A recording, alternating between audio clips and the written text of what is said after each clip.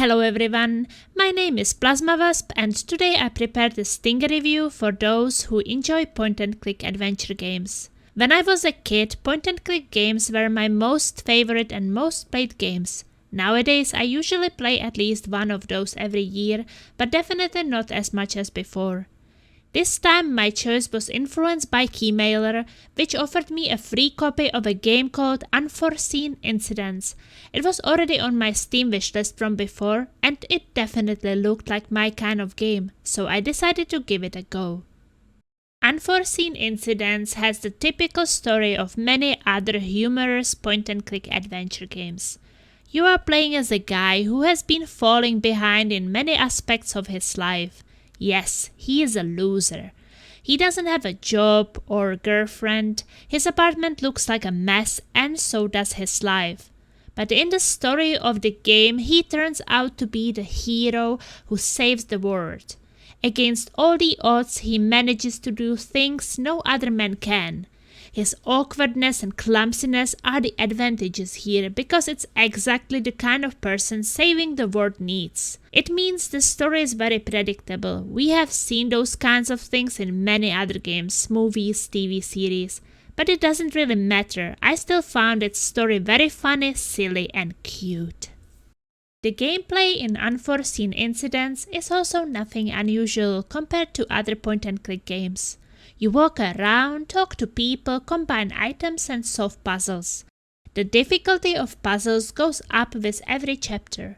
I really enjoyed the first chapter because everything was very logical and not too hard. In the second chapter, the puzzles got harder and more advanced, but it was still enjoyable. There was one illogical action where the only thing I could do was to push some levers which didn't give you any indicator of what's happening or what they are for. You were supposed to move with them and then explore locations to check what changed, I guess. But the walking in the game is so slow, there is no sprint. You fast travel from location to location, but inside of the locations you can't move faster, so it's time consuming to check everything. Perhaps some hint system in the game would help you understand what the game wants you to do. So that was my first moment when I had to look up a hint because I was unable to move forward with the story. In chapter 3 it got even worse.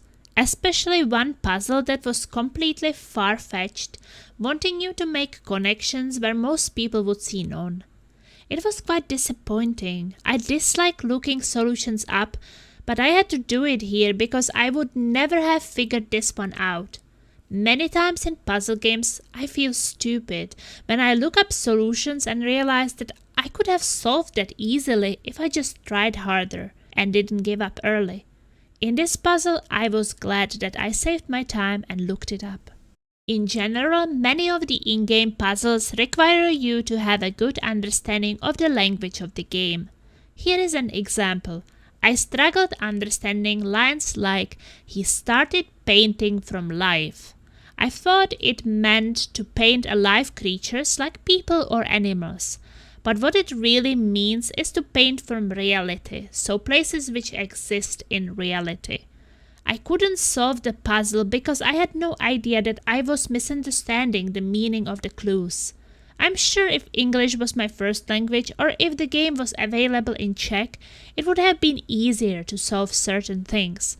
But overall, it was not a bad thing. At least it helped me to learn something new. I absolutely disliked puzzles which forced me to write some commands on the computer to access certain files.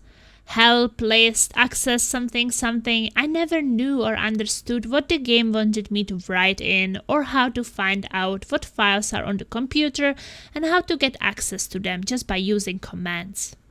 I really enjoyed the hacking puzzles where you have to connect all the nodes on the screen. I didn't understand why they were showing up at the start of every chapter. It didn't really make any sense story-wise, but solving them was really fun, so no complaints there. As I mentioned before, some hint system would really be great for the game. Something that would point you the right direction when you are completely lost. Point-and-click games get really boring when you are stuck for a long time and you can't make any progress no matter what. The problem with looking things up online is that you have limited control over how much information you will get, and it's very easy to get too much. If it was implemented in the game, the developers could decide what is the right amount of help for hint 1, 2, and 3. Nobody knows the game better than them, so I believe that they could help us players most effectively. I really enjoy the art style of the game and its nice hand-drawn levels and funny-looking characters.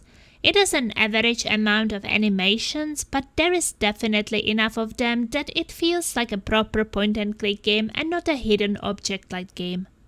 Unforeseen Incidents has full voice acting in English, and I really enjoy all the different voices and accents in the game. Music and sounds are also amazing. The eagle! The eagle! The eagle! The eagle! The eagle! The only weird thing was that you don't have any sound setting in the game.